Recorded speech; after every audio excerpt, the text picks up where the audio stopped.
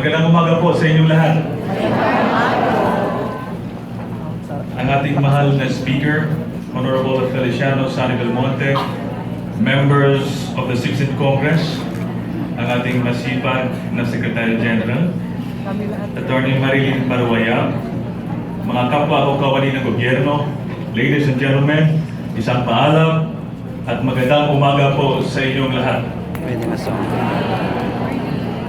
Ako po ay nagpapasalamat unang-una sa inyong pag-imbita sa akin sa pamamagitan ni Ms. Selina Ortega, House Economic Cluster Director, para maging inyong guest of honor and speaker ngayong umaga. Isa po itong karangalan para sa akin at gayon din oportunidad para may bahagi sa inyo ang patungkol sa Magdalo, ang simulain, gawain at hadikain dito sa hinaharap. Sa aking halos 2 taon dito sa Kongreso, marami po akong natutunan, nakilala at naging kaibigan. Katunayan, marami po sa inyo ngayon dito ang akin ang nakasalamuha at nakatrabaho. Nakita ko ang inyong kasipagan at dedikasyon sa pagganap ng inyong respektibong trabaho na naging dahilan upang nagampanan ng mga kongresista ang kanilang mandato bilang representante ng taong bayan at makamit ang kabuuang layunin ng ating minamahal na institusyon, ang House of Representatives. Kayo ang tunay na nagsisilbing haligi ng House of Representatives. Kaya naman, ako po ay sumasaludo sa inyo. Palapakan po natin ang ating mga sarili. Congratulations po. Ano ba talaga ang Magdalo? Saan ba ito nagmula? Ano ba ang simulain at hadikain nito? Sa puntong ito, nais ko pong ibahagi sa inyo ang kwento ng Magdalo. Huwag po kayong mag-alala at hindi po ito magdamagan. Ang Magdalo ay nagsimula sa pagmulat ng mga mata ng mga miyembro nito sa tunay na kalagayan ng lipunan, kagaya ng pagkasangkot ng mga graduates o alumni ng Philippine Military Academy sa korupsyon ng kapanahunan na kami po ay nasa graduating class ng payment class of 1995. Si Senator Trillanes po ay aking kaklase sa payment class of 1995. Aming napagtanto na kung hindi kami maging mapagmatsyag, darating panahon na kami magiging urap din katulad ng iilan na nauna sa amin sa kadahilanan na ang kanilang dinaanan na karera ay amin din dadaanan. Dito napukaw ang aming kamalayan at sadyang nagkaisa at nagpasya na tuwirang gampanan ang aming mga mandato at di pasisilaw sa kapangyarihan at kayamanan. Mamuhay ng payak at naaayon sa aming kakayanan. Kami po ay nangakong magtulungan upang sa gayon walang maiiwan at makain ng sistemang aming kinamumuhian. Marso ng taong 1995, kami po ay nagtapos sa Philippine Military Academy. Na destino sa iba't ibang sangay ng hukbong sandatahang ng Pilipinas at sa iba't ibang bahagi ng bansa. Ako po ay sumanib sa Philippine Marines. Ang aming mga pangamba ay dahan-dahan na lumalantad sa aming harapan, hindi lamang sa loob ng organisasyon, kundi pati na rin sa komunidad na aming pinagsisilbihan. Naging saksi ako sa miserabling kalagayan ng ating mga kababayan, lalong-lalo na sa Mindanao. Ang kakulangan ng nararapat na serbisyo mula sa ating gobyerno at ang kaukulang polisiya na magbibigay ng kalutasan sa mga dekada ng kaguluhan at kahirapan sa ating bansa. Ang mga karanasang ito ang nagpasiklab ng aming mga damdamin na humantong sa pag-aklas at pagprotesta sa nakaraang administrasyon. Grievances that were not addressed led to frustration, and from frustration led to rebellion. Alam ho natin sa buhay ng isang sundalo na oras na lumabas sila upang magpatrolya laban sa mga rebelde, nandiyan na ang posibilidad na sila'y mamamatay para lamang sa ngalan pagsilbi sa bayan. Kaya kung mamamatay lang naman sa isang patrolya na sa katunayan ay walang saysay, dahil minsan ay nililinis lang naman pala ang asyenda ng ilang politiko, o di kaya ay wala namang maliwanag na security policy direction ng gobyerno, mas mabuti pang ialay ang buhay sa isang makabuluhang pag-aklas. Ganon nga ang nangyari noong July 2003. Aminado po akong nangyari iyon dahil sa limitadong pananaw sa mga issues at dala na rin ng kapusukan ng kabataan. I was fully aware that laws would be violated and many lives would be lost. We face and suffer the consequences of our actions. For myself, I spent a good part of my life and raised my family for 7 years in detention. But one thing is for sure, kami po ay hindi kalaban ng taong bayan. Hindi niyo po kami kalaban. Sa kabilang banda, may mga positibong nangyari sa mga insidenteng iyon dahil kahit papaano nabigyan po na at solusyon ang mga hinaing na aming isinigaw. Sa loob ng kulungan, hindi po namin sinayang ang aming mga oras sa pagmamaktol. Bagkos kami po ay nag-aral dahil alam namin na upang maging bahagi ng solusyon sa mga suliranin ng ating bansa, nararapat lamang na ihanda ang aming mga sarili. Marami po ang nagpagtapos ng kurso sa loob ng kulungan. Sa aking bahagi, ako po ay nakapagtapos ng New Enterprise Planning at Masters of Public Management sa UP Open University. Kaya malaki ang aking paghanga sa University of the Philippines sa pagtabot ng kanilang programang edukasyon kahit pa man doon sa mga nasa loob ng PITA. Kamakailan lang, isang karangalan sa akin na mahirang bilang 2015 UPAA Distinguished Alumnus Awardee in Public Service. Ang ganitong karanasan sa PITAN ang nagbigay daan upang lumawak ang aming perspektibo sa politika at gobyerno.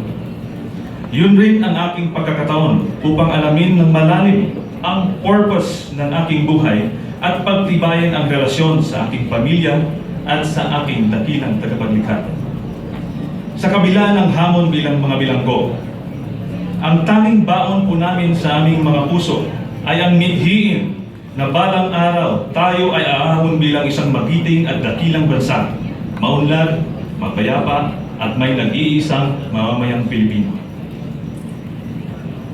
Baon ang meeting ito, nagpasya ang grupo na lumahok sa halalan noong 2007 na kung saan si dating Teniente Antonio Trillanes ay tumakbo bilang isang senador. Sa gitna ng kakulangan ng karanasan, resources at pagkakataong makapagkampanya sa buong bansa at kasama na dito ang tuloy-tuloy na harassment sa mga sumusuporta sa amin, si Teniente Trillanes ay himalang nanalong senador. Hindi po maubos ang aming pasasalamat, hindi lamang noon, kundi hanggang ngayon sa ating buong may kapal at sa buong sambayanan. Kasama na ho kayo. Dahil alam ko na sumuporta din po kayo sa adhikain ng magkano. Maraming salamat po sa inyo.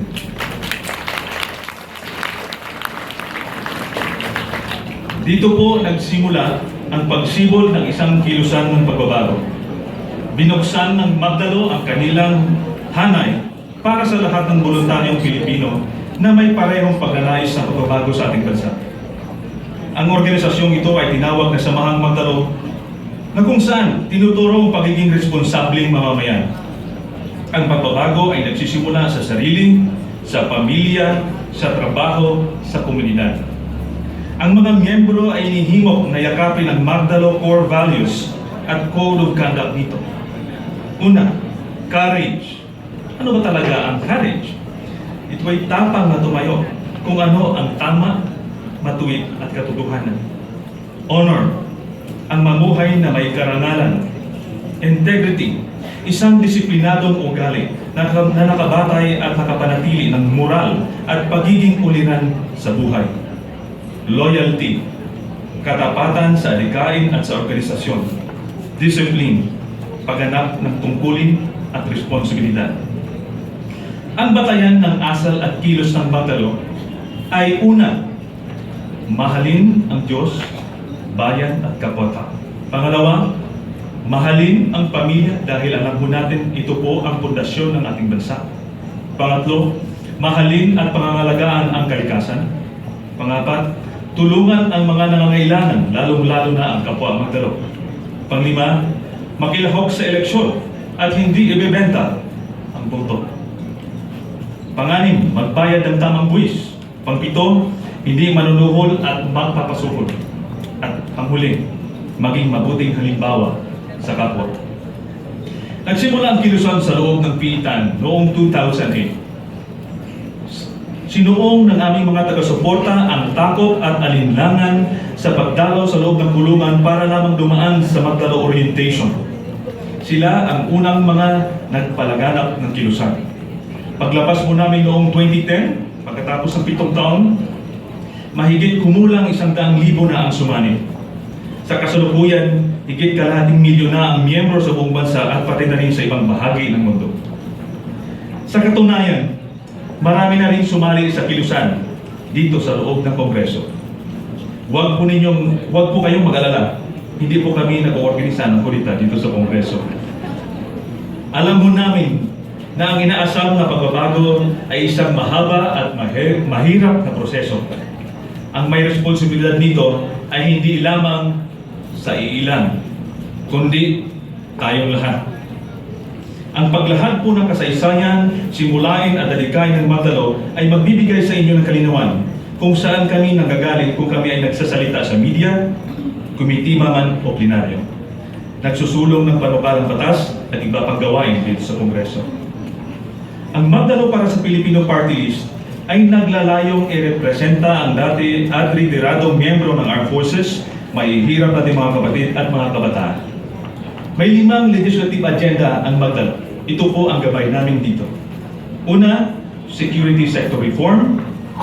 Pangalawa, poverty alleviation. Pangatlo, citizens engagement. Pangapat, sustainable development and climate change adaptation. At panghuli, good governance. Sa loob po ng 2 taon, ang inyong lingkod ay nakapagtala na ng 205 bills at resolutions. 5 po dito, nabanggit ko kanina, ay naging batas na at ako po yung umaasa na dadamay po ito pagkatapos ng 16th Congress. Nais ko rin pong iparating sa inyo na ako po ay nakapagtala ng 100% attendance so far sa lahat ng plenary session. Mahirap pala yung gawin. Pero maraming pa rin pong dapat gawin. Ganun pa man, itong mga statistics, sapat na ba itong batayan upang masabi na ang isang kongresista ay ginagawa ang kanyang trabaho?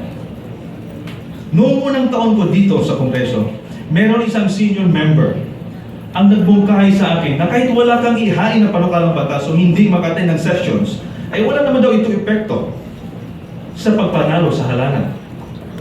Sinabi pa niya na wala namang pakialam ang mga constituents sa mga gawain ng mga kongresista sa Kongreso. Nakakalungkot po ito sa akin. Kaya naman, ang isa ko pong tanong, meron bang incentive sa mga maituturing na masisipag na kongresista? O sanction sa mga hindi nagpe-perform? Responsibilidad ng ating institusyon, ang mahal nating institusyon, House of Representatives, na siguraduhin na ang mga representante na hinahalal ng taong bayan ay ginagawa ang kanilang mandato at tunay na madala ang boses at hinaing ng kanilang nasasakupang distrito o sektor. Kaya naman, nararapat lamang na ang mga representatives ay matapakan ang expectations ng taong bayan ayon sa standards na inilatag ng ating institusyon. Ganon din, bilang institusyon, ako ay naniniwala na habang tayo ay nagmamasid kung ang mga ahensya at opisyalis ng ibang sangay ng gobyerno ay ginagawa ang kanilang mga mandato na naayon sa batas, marapat din naman na tayo sa Kongreso ang nauunang ginagampanan ang ating sariling mandato sa isang epektibo at episyenteng pamamaraan. Makakaasa po kayo na kami pong mga magdalo sa Kongreso, kasama po si Senador Antonio Trillanes at Congressman Ashley Acebillo, ay kasama nyo na magsisikap na paghahanap ng mga solusyon sa mga suliranin ng ating bansa. Ating pong responsibilidad sa susunod na salinlahi na mabigyan sila ng matiwasay at maunlad na buhay. Ako po ay naniniwala na tayo bilang isang lahi at isang bansa ay pinagpala ng buong may kapal. Ako po ay may pananampalataya sa kanyang layunin sa ating lahat at sa ating bansa. Sa gitna ng lahat ng mga hamon na ating hinaharap, hindi natin hahayaang hindi tayo magtagumpay sa ating adikain para sa ating minamahal na bayan dahil wala nang iba na mas nakakaintindi, nakakaalam, at nagmamalasakit para sa ating bayan, kundi tayong mga anak nito. Atin pong alalahanin na hindi po kayo nandito ngayong umaga sa flag raising na ito dahil kayo ay inatasan ni Speaker o ni Secretary. Nandito tayo sa pagbibigay pugay sa ating bandila na siyang simbolo ng ating bansa. Nandito tayo ngayon dahil meron tayong bansa, ating bayang sinilangan na dapat pagsilbihan. Maraming salamat po at magandang umaga po. Mabuhay.